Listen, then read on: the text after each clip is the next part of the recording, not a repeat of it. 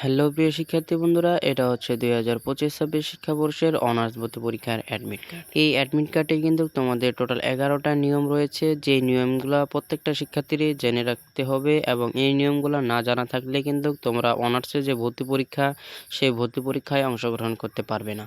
বুঝতে পারছো? গত বছরও এমন হয়েছিল যে অনেক শিক্ষার্থী অ্যাডমিট কার্ড ডাউনলোড করার পর এই যে 11টা নিয়ম রয়েছে, 11টা নিয়ম না জানার কারণে কিন্তু তারা পরীক্ষায় অংশগ্রহণ করতে পারেনি বা পরীক্ষা দিতে পারেনি। এজন্য বন্ধুরা, তোমরা কেউ আজকের এই ভিডিওটাকে 1 সেকেন্ডে স্কিপ করবো না, তোমরা সবাই মনোযোগ দিয়ে এই ভিডিওটাকে দেখতে থাকো। তাহলে তোমরা এই 11টা নিয়ম সম্পর্কে একদম ক্লিয়ার ধারণা পেয়ে যাবে। আর বন্ধুরা, তোমরা যারা এখন আমার এই চ্যানেলটিকে সাবস্ক্রাইব করো নাই, তোমরা অবশ্যই আমার এই চ্যানেলটিকে সাবস্ক্রাইব করে দিবে এবং নিচের বেল বাটনটি অন করে দিবে। আর বন্ধুরা, তোমাদের যদি কোনো কিছু বুঝতে অসুবিধা হয় তাহলে তোমরা আমার সাথে যোগাযোগ করতে পারো। যোগাযোগ করার জন্য এই ভিডিও ডেসক্রিপশন বক্সে হোয়াটসঅ্যাপ নাম্বার দেওয়া থাকবে। তোমরা সেই হোয়াটসঅ্যাপ নাম্বারে আমার সাথে যোগাযোগ করতে পারো, আমি তোমাদের সেই সমস্যাটা সমাধান করে দেব।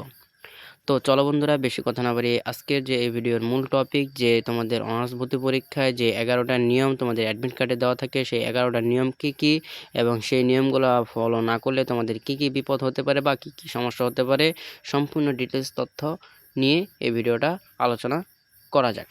তোমরা তোমাদের অ্যাডমিট কার্ডের সবার নিচে দেখবা যে সেখানে নির্দেশনাবলীর বলে কিছু অপশন রয়েছে। সেখানে কিন্তু 11টা দিক নির্দেশনা রয়েছে, আর এই 11টা দিক নির্দেশনা কিন্তু তোমাদের প্রত্যেকটা শিক্ষার্থীকে মেনে চলতে হবে। আর এই 11টা দিক নির্দেশনা যদি তোমরা মেনে না থাকো তাহলে কিন্তু তোমরা পরীক্ষায় অংশগ্রহণ করতে পারবে না। এখন চলো তোমাদের এই 11টা দিক নির্দেশনা কি কি এক এক করে তোমাদেরকে বলে দিই। এই যে তোমাদের 1 নম্বরে যেটা রয়েছে সেটা হচ্ছে ভর্তি বিষয়ক ওয়েবসাইট, মানে জাতীয় বিশ্ববিদ্যালয়ের ভর্তি বিষয়ক যে ওয়েবসাইটটা রয়েছে সেই ওয়েবসাইট থেকে কিন্তু তোমাদের এই প্রবেশপত্রটা ডাউনলোড করতে হবে। আর এই A4 কাগজের সাইজে কিন্তু তোমাদেরকে প্রিন্ট করতে হবে এবং তোমাদের এই অ্যাপ্লিকেশন বা এই যে তোমাদের অ্যাডমিট কার্ডে কিন্তু তোমাদের একটা সিগনেচার করতে হবে। বুঝতে পারছো? এরপর 2 নাম্বার যে বিষয়টা সেটা হচ্ছে অনলাইনে আবেদন করার সময় তোমরা যে ছবিটা আপলোড করেছিলে সেই ছবিটাই কিন্তু চূড়ান্ত হিসেবে গণ্য হয়েছে। সেই ছবির মধ্যে কিন্তু তোমাদের কোনো ধরনের কোনো কালারিং করা যাবে না। যদি তোমরা করো তাহলে কি হবে? তাহলে তোমরা পরীক্ষা দিতে পারবে না, তোমাদের পরীক্ষার হল থেকে বের করে দিবে।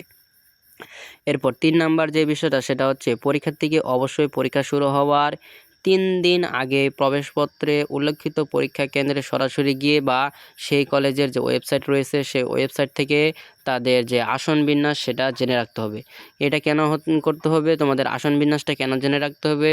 ধরো তোমার পরীক্ষা সেন্টার পড়েছে এক জায়গায় আর তোমার একটা সিট পড়েছে 4 তলায় বা 5 তলায় বা নিচতলায়।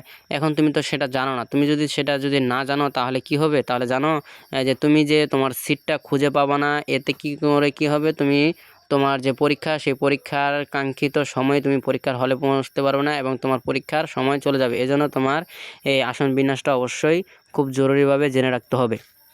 এরপর 4 নাম্বার যে বিষয়টা সেটা হচ্ছে পরীক্ষার্থীকে অবশ্যই কলেজ কেন্দ্রে কর্তৃক নির্ধারিত কক্ষের নির্দিষ্ট আসনে পরীক্ষা দিতে হবে। কলেজ কর্তৃপক্ষ তোমাদের নির্দিষ্ট যে আসন রেখেছে সেই আসনে বসেই কিন্তু তোমাকে পরীক্ষা দিতে হবে। অন্য কোনো আসনে কিন্তু তোমাকে পরীক্ষা দিতে দিবে না। বুঝতে পারছো?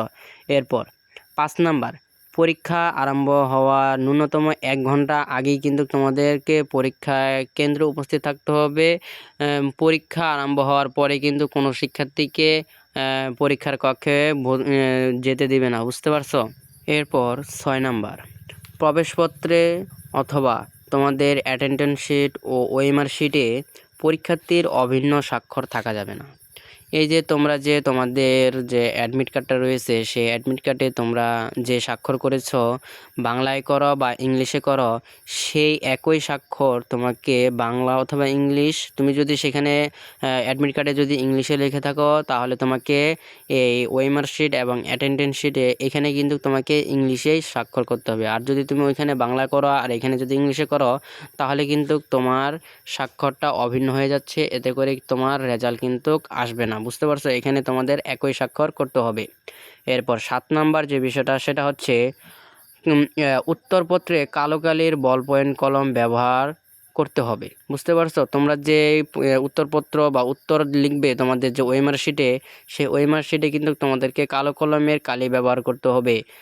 সেখানে কিন্তু তোমরা রঙিন কলম ব্যবহার করতে পারবে না। বুঝতে পারছো? কোনো ক্রমেই তোমরা পেন্সিল ব্যবহার করবে না।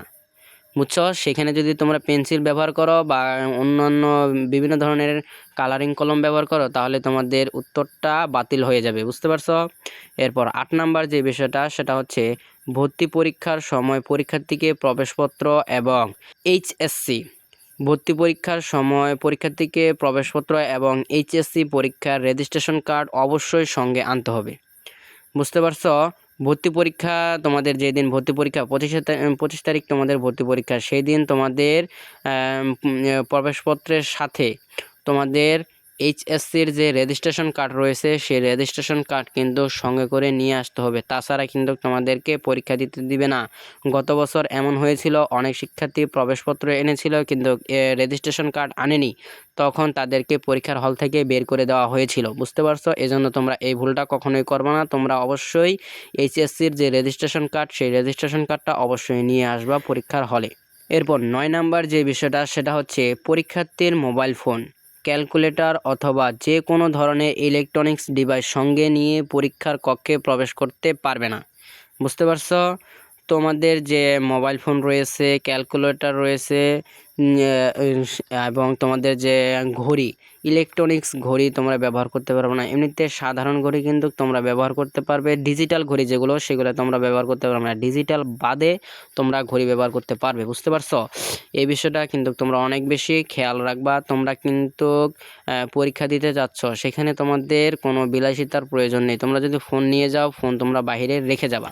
এরপর হচ্ছে 10 নাম্বার যে বিষয়টা সেটা হচ্ছে পরীক্ষার কক্ষে প্রধান পরিদর্শক অথবা কর্তব্যরত শিক্ষক এর সিদ্ধান্ত চূড়ান্ত বলে গণ্য হবে।